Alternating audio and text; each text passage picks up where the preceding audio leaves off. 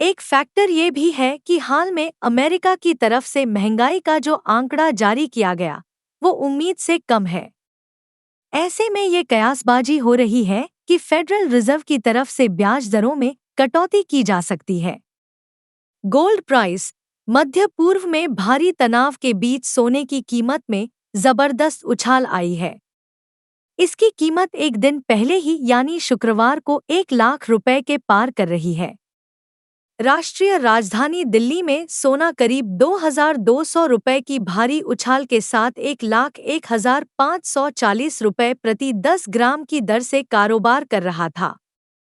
ऐसे में कई लोगों के मन में ये सवाल जरूर आ रहा होगा कि जब इस वक्त सोना 1 लाख रुपए के पार कर गया हो तो फिर अगले 1 साल बाद इसका क्या भाव रह सकता है।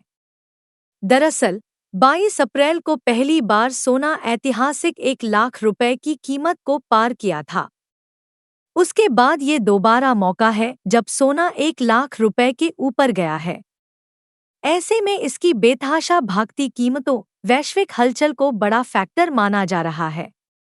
पहले ट्रंप टैरिफ ने अंतर्राष्ट्रीय बाजार में तहलका मचाया। इधर यूक्रेन वॉर, इजरायल हमास जंग और अब ईरान पर इजरायल का हमला। कहां पर जाएगा सोने का भाव? दरअसल सोने का लेकर निवेशकों के मन में एक अहम चीज ये होती है कि ये सबसे सुरक्षित निवेश है। इसलिए जब भी बाजार में उथल-पुथल होता है तो निवेशक सोना की तरफ अपना रुख करते हैं। यही वजह है कि जब भी इसकी तेजी के साथ मांग बढ़ी है, उसी रफ्तार में सोना की कीमत 7वें आसमान पर पहुंची है।